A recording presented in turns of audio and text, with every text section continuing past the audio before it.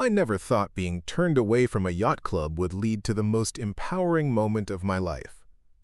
But when that arrogant club director dismissed me like I was nobody, she had no idea my billionaire father was about to arrive in his $200 million mega yacht and change everything forever. Trust me, what happened next will leave you absolutely speechless and prove that you should never judge someone by their appearance. Before we jump back in, tell us where you're tuning in from, and if this story touches you, make sure you're subscribed, because tomorrow I've saved something extra special for you. You know, there are defining moments in life when the universe tests your character and resilience. When everything you thought you knew about respect and dignity gets challenged by people who think money and status give them the right to treat others poorly. This is the story of one of those moments, and I'm Sarah, the woman who lived through it and came out stronger on the other side. It was a perfect Saturday afternoon in late June, the kind of day that makes you grateful for summer vacations and endless possibilities. The sun was painting golden streaks across the harbor, and gentle waves lapped against the pristine docks of the prestigious Ocean View Yacht Club. I had been looking forward to this day for weeks, planning to meet my college friends for what was supposed to be a relaxing afternoon of catching up and enjoying the beautiful waterfront scenery. Most people didn't know much about my family's wealth, and honestly, I preferred keeping it that way. Growing up with immense privilege had taught me the importance of staying grounded and treating everyone with kindness and respect, regardless of their background or circumstances. I had learned early on that true character isn't measured by the size of your bank account, but by how you treat others, especially those who seemingly can't do anything for you. That morning, I had deliberately chosen to dress casually for our gathering. I wore my favorite pair of well-worn denim shorts that had seen countless adventures, a simple white cotton t-shirt that was comfortable and breathable in the summer heat, and my trusty canvas sneakers that had walked miles of beach paths. My long brown hair was pulled back in a messy bun, and I carried a basic canvas tote bag that held my sunscreen, water bottle, and a good book I was hoping to finish. Looking back now, I realized that this intentionally casual appearance would become the catalyst for everything that followed. Sometimes the most profound lessons come disguised as ordinary moments, and this was certainly one of those times. I had no idea that my choice to dress comfortably would reveal the ugly truth about how some people judge others based solely on superficial appearances. The Ocean View Yacht Club stood majestically at the end of Harbor Boulevard, its white colonial architecture gleaming in the afternoon sun like a beacon of exclusivity and old money traditions. Towering columns supported elegant balconies that overlooked the sparkling marina, where million-dollar yachts bobbed gently in their slips like floating palaces. The meticulously maintained grounds featured perfectly trimmed hedges, vibrant flower gardens, and marble pathways that spoke of generations of wealth and privilege. Everything about this place whispered prestige and sophistication, from the brass nameplate at the entrance to the uniformed staff members who moved with practiced efficiency across the immaculate property. The club had been serving the area's elite for over 70 years, and its reputation for exclusivity was legendary throughout the entire coastal region. Walking through those imposing front gates, I could feel the weight of history and tradition surrounding me like an invisible force. I approached the elegant reception desk with a genuine smile, greeting the impeccably dressed woman behind the mahogany counter with the kind of warmth I had been raised to show everyone I encountered. The lobby was a masterpiece of interior design, featuring crystal chandeliers that cast rainbow patterns across polished marble floors, oil paintings of famous sailing vessels adorning the walls, and fresh orchids arranged in expensive crystal vases that probably cost more than most people's monthly rent. "Good afternoon," I said cheerfully, my voice echoing slightly in the spacious foyer. "I'm meeting some friends here today for lunch. Could you please point me toward the dining room?" The request seemed straightforward enough, the kind of simple interaction that happens thousands of times every day at establishments like this one. I expected a polite response, perhaps directions to the restaurant, maybe even a warm welcome that would set a positive tone for the rest of my afternoon. But something in the receptionist's expression shifted dramatically as she looked me up and down, her eyes taking in my casual attire with barely concealed disapproval. Her perfectly sculpted eyebrows raised slightly, and she leaned back in her chair as if my presence had somehow contaminated her personal space. The transformation was subtle but unmistakable, and I felt a chill of foreboding wash over me despite the warm afternoon sunshine streaming through the floor-to-ceiling windows. "Excuse me," she said, her voice taking on a distinctly colder tone. "But do you have a membership here at Ocean View?" The question hung in the air between us like an accusation, and I could feel other people in the lobby beginning to take notice of our conversation. Her tone suggested that she already knew the answer and was simply going through the motions of what she considered proper protocol. Preparing and narrating this story took us a lot of time, so if you are enjoying it, subscribe to our channel. It means a lot to us. Now back to the story. "Actually, no," I replied honestly, maintaining my friendly demeanor despite the growing tension I could sense in the air. "But my friends are members, and they invited me to join them for lunch. I believe they made a reservation under the name Mitchell." I pulled out my phone to double-check the details, hoping to smooth over what I assumed was just a minor misunderstanding that could be easily resolved with a little cooperation and goodwill. The receptionist's expression grew even more skeptical as she consulted her computer screen, her long, red fingernails clicking against the keyboard with sharp precision that seemed intentionally dramatic. The sound echoed through the marble lobby like tiny hammer blows, and I could feel the attention of other club members and staff focusing on our increasingly uncomfortable exchange. "I'm sorry," she said, though her tone suggested she wasn't sorry at all. "But our club policy strictly prohibits non-members from entering the premises without proper sponsorship and advance approval. Even with a member's invitation, there are procedures that must be followed, applications that need to be submitted, and background checks that require processing time."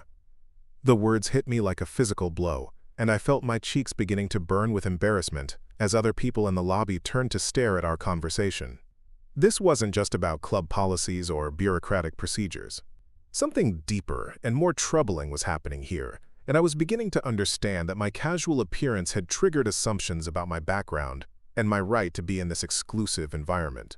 "I'm sure there must be some way to resolve this," I said, trying to keep my voice steady and reasonable despite the growing frustration and humiliation I was feeling. "My friends are expecting me, and I really don't want to disappoint them. Perhaps you could call them to confirm the invitation?" My suggestion seemed perfectly logical, a simple solution that would clarify the situation and allow everyone to move forward with their day. But before the receptionist could respond, a new voice cut through our conversation like a blade. "What seems to be the problem here?" The voice belonged to a woman who had emerged from a nearby office, and everything about her presence commanded immediate attention and respect from everyone within earshot. Victoria Pemberton was the kind of woman who seemed to have been born into a role as club director. Tall and elegant, with silver hair styled in a perfect chignon, she moved with the confident authority of someone who had never been questioned or challenged in any meaningful way. Her navy blue blazer and pearl jewelry spoke of old money and established power, and her pale blue eyes surveyed the scene before her with the calculating precision of a seasoned executive. "Miss Reynolds was just explaining our guest policies to this young woman," the receptionist said, her voice taking on an even more formal tone in the presence of her superior. The way she emphasized "young woman" made it sound like an insult rather than a simple description, and I could feel my confidence beginning to waver under their combined scrutiny. "Shorts and simple t-shirt." Victoria's gaze swept over me from head to toe, taking in every detail of my casual attire with the kind of thorough assessment that made me feel like I was being evaluated for purchase. Her expression remained professionally neutral, but I could see the judgment forming behind her eyes as she cataloged my worn sneakers, faded shorts, and simple t-shirt. "I see," Victoria said slowly, her voice carrying the crisp authority of someone accustomed to having her decisions accepted without question. "And may I ask what brings you to Ocean View today, miss?" The way she paused before asking for my name suggested that she wasn't particularly interested in my answer, but was going through the motions of what she considered proper interrogation protocol. "Sarah," I replied, extending my hand in greeting, though she made no move to shake it. "Sarah Wellington. I'm meeting friends for lunch, members of your club who invited me to join them for the afternoon. I completely understand if there are procedures to follow, but surely we can work something out that allows me to meet my friends without causing any disruption to your other members." Victoria's eyebrows raised slightly at the mention of my last name, and I saw something flicker across her expression that might have been recognition or curiosity. But whatever momentary interest she might have felt was quickly replaced by renewed skepticism and barely concealed disdain as she took in my appearance once again. "Miss Wellington," she said, her tone suggesting that she doubted even this basic information. "I'm sure you can understand that Ocean View Yacht Club maintains certain standards and expectations for our environment. We cater to a very exclusive clientele, and our members expect a particular level of sophistication from everyone who enters our premises. The pause before the word sophistication made her meaning crystal clear. In her opinion, I didn't meet whatever arbitrary standards she had established for acceptable guests. My casual clothing, my relaxed demeanor, my lack of obvious wealth markers had all combined to create an image that she found incompatible with the club's precious reputation. Our members pay substantial dues for the privilege of enjoying an exclusive atmosphere, Victoria continued, her voice growing more confident as she warmed to her theme. They shouldn't have to worry about their peaceful afternoon being disrupted by individuals who don't understand or appreciate the level of refinement that defines the Ocean View experience. Each word felt like another small cut, designed to make me question my own worth and my right to be treated with basic human dignity. I could feel tears beginning to sting behind my eyes, but I was determined not to give these women the satisfaction of seeing me break down in their pristine lobby. "I think there's been a misunderstanding," I said, my voice growing stronger as anger began to replace embarrassment. "I'm not here to disrupt anything. I'm simply trying to meet friends for lunch, and I'm perfectly capable of conducting myself appropriately in any social setting. My appearance today is casual because I thought I was among friends, not because I lack understanding of proper etiquette or social graces."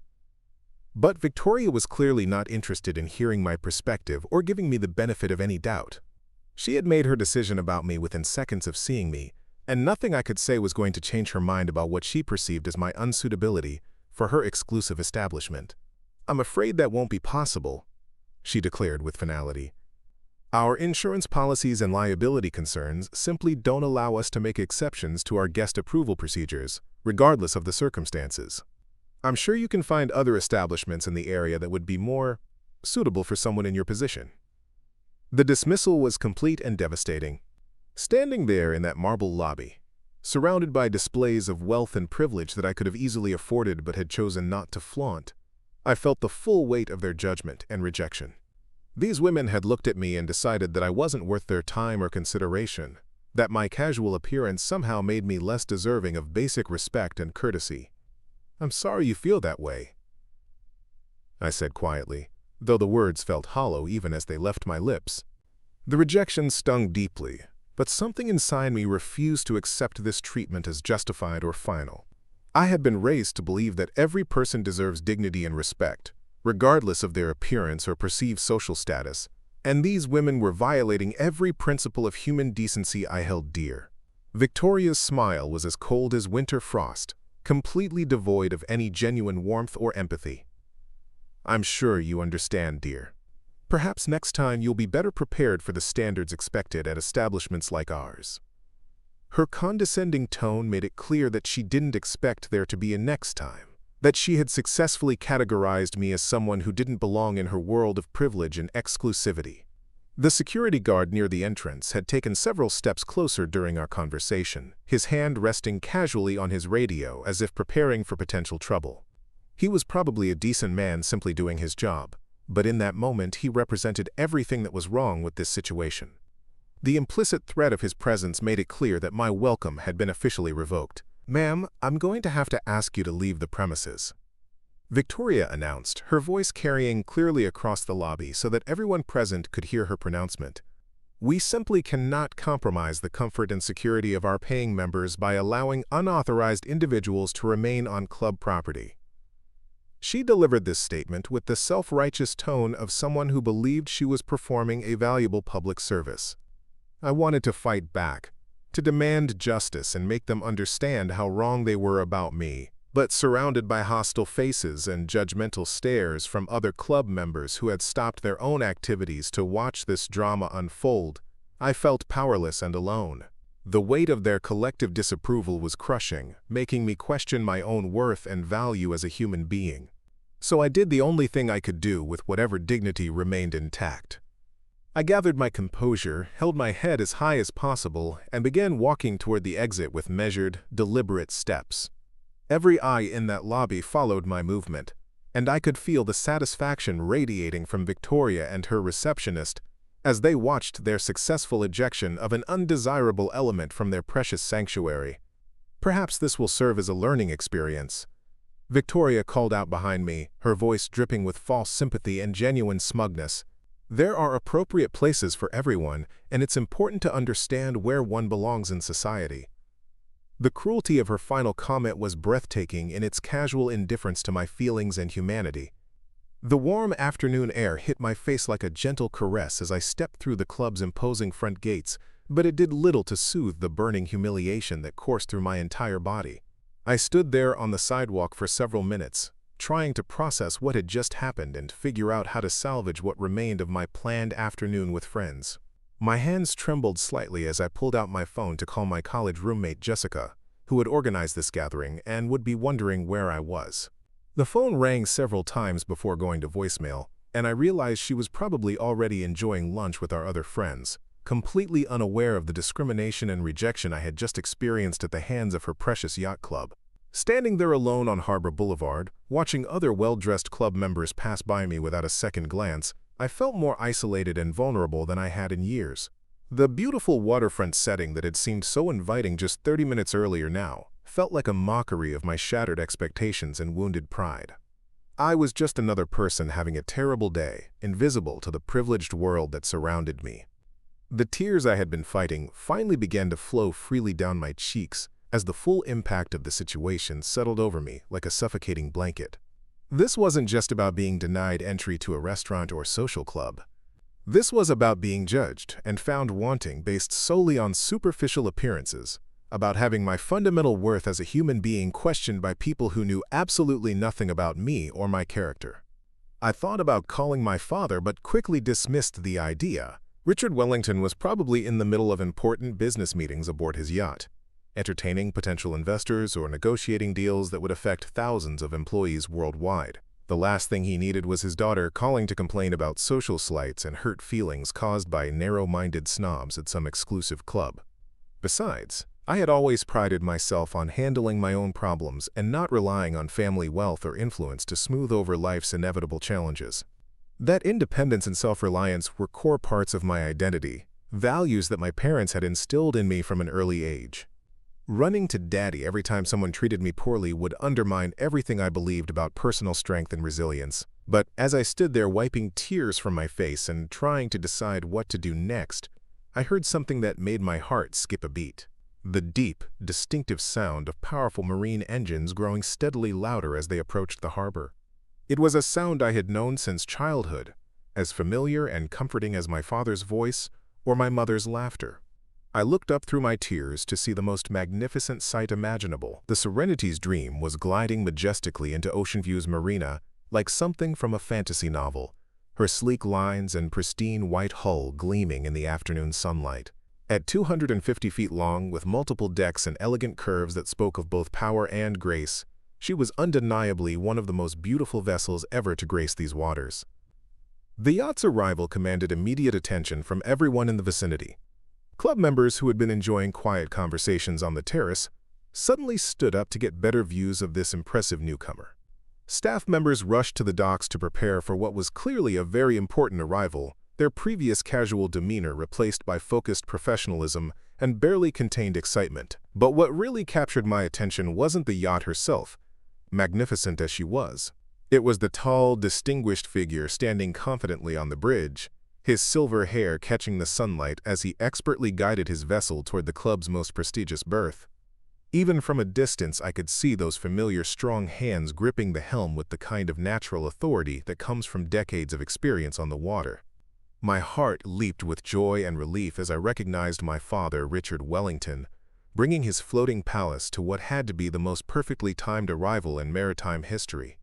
The irony of the situation was so perfect it almost seemed scripted by some cosmic force with a twisted sense of humor and justice. Richard stepped onto the dock with the confident grace of someone completely comfortable in his position as one of the world's most successful entrepreneurs. He was wearing his favorite navy blazer over crisp white slacks, looking every inch the successful businessman and yacht owner that he was. His presence seemed to transform the very atmosphere around the marina, adding an element of genuine prestige that couldn't be manufactured or faked. The club's staff materialized around him within seconds, offering assistance with docking lines and expressing elaborate welcomes that stood in stark contrast to the treatment I had just received. Victoria Pemberton herself appeared at the dock, as if summoned by some invisible signal, her previous arrogance replaced by obsequious deference and calculated charm. "Mr. Wellington," she gushed, extending her hand with practiced grace, "what an unexpected pleasure to have you visit Ocean View today. Your yacht is absolutely magnificent, and we're honored to provide berth for such a distinguished vessel." Her transformation from cold elitist to simpering sycophant was so complete it would have been comical if it weren't so revealing of her true character. Richard accepted her greeting with polite professionalism, but I could see something in his expression that suggested he was already taking measure of his surroundings and the people he was encountering.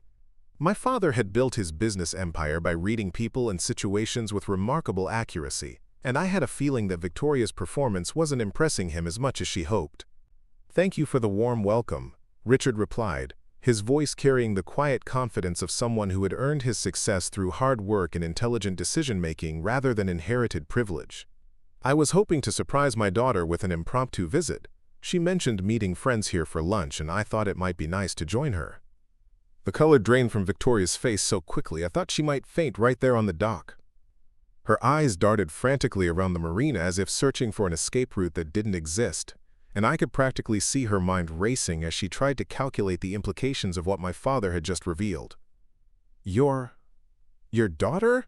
she stammered, her professional composure cracking like thin ice under pressure. "I wasn't aware that you had family visiting the club today. Perhaps there's been some miscommunication with our staff regarding her arrival." Her voice had taken on a desperate quality that suggested she was already anticipating the disaster that was about to unfold. Richard's expression grew more serious as he sensed something was wrong with the situation. "Sarah Wellington," he said clearly, his businessman's instincts telling him that important information was being withheld. "She should have arrived about an hour ago to meet friends for lunch." Tall young woman with brown hair, probably dressed casually since it's such a beautiful day for being outdoors. The silence that followed was so complete it seemed to suck all sound from the marina. Even the gentle lapping of waves against the dock seemed muted as Victoria struggled to find words that might somehow minimize the catastrophe she was facing. Her carefully constructed world of social superiority and exclusive privilege was crumbling around her, and everyone present could see the panic building behind her eyes. There was a situation," she finally managed to whisper, her voice barely audible above the sound of her own frantically beating heart. "A young woman who claimed to be meeting friends, but didn't have proper authorization or appropriate presentation for our establishment standards." Each word seemed to cause her physical pain as she realized the magnitude of her mistake. Richard's expression darkened as the full implications of Victoria's confession became clear. "Are you telling me," he said slowly, his voice taking on the kind of dangerous quiet that his business competitors had learned to fear, "that you turned away my daughter because of how she was dressed?" The question hung in the air like a guillotine blade waiting to fall. "Mr. Wellington, please understand," Victoria pleaded, her professional mask completely gone now, replaced by naked terror at the consequences of her actions. "We have standards to maintain, policies that protect the comfort of our members. If I had known she was your daughter, of course things would have been handled differently, but she didn't identify herself properly, and her appearance suggested—" "Her appearance suggested what exactly?" Richard interrupted, his voice cutting through her excuses like a sword through silk. "That she wasn't worthy of basic human courtesy? That she didn't deserve to be treated with the respect that every person should expect when they enter a public establishment?" His anger was controlled, but unmistakable, and I could see other club members beginning to gather at a respectful distance to witness this unprecedented confrontation. "We simply couldn't have known." Victoria tried again, but her words sounded hollow even to her own ears. "Your daughter didn't present herself in a manner consistent with our clientele expectations, and our policies require—" She trailed off as she realized that every word she spoke was only making her situation worse. Richard held up his hand to silence her pathetic attempts at justification. "Let me make something very clear, Miss Pemberton. My daughter is one of the most intelligent, compassionate, and worthy individuals I have ever known. She has never asked for special treatment based on family wealth, and she judges people by their character rather than their bank accounts. The fact that you couldn't recognize her value says everything about your own limitations and nothing about her worth." The crowd of onlookers had grown larger, and I could see club members whispering among themselves as they witnessed their director being systematically dismantled by one of the most powerful men in maritime business. Some looked shocked by the revelation of how I had been treated, while others seemed genuinely ashamed to be associated with an establishment that had behaved so poorly. Furthermore, Richard continued, his voice carrying clearly across the marina so that everyone present could hear his words, the fact that you would have treated her differently if you had known about our family relationship proves that your courtesy is conditional and calculated rather than genuine. That kind of superficial respectability is worse than honest rudeness, because it's based on greed and social climbing rather than basic human decency. Victoria was crying now, tears streaming down her face as the full scope of her professional and personal failure became undeniable. The other staff members who had been so eager to assist with my father's arrival were now backing away, clearly wanting to distance themselves from their director's catastrophic judgment error. "Where is my daughter now?" Richard demanded, his patience clearly exhausted with Victoria's excuses and explanations. "What exactly did you do to her, and how do we find her to make this right?" His protective instincts as a father were fully engaged now, overriding his usual business diplomacy and revealing the fierce love he felt for his family. Before Victoria could answer, I stepped forward from my position near the marina entrance where I had been watching this incredible scene unfold. "I'm here, Dad," I called out, my voice stronger and more confident than it had been all afternoon. The sound of my father's voice defending me had restored my sense of self-worth and reminded me of who I really was beneath the hurt and humiliation. Richard's face lit up with relief and joy as he saw me approaching, and he immediately strode across the dock to envelop me in one of his famous bear hugs that could cure almost any wound to body or spirit. In that moment, surrounded by his strength and unconditional love, I felt safe and valued for the first time since walking through those imposing club gates. "Are you all right, sweetheart?" he asked quietly, his voice filled with concern as he held me at arm's length to assess my emotional state. "Did they hurt you? Did anyone lay a hand on you or treat you with physical disrespect?"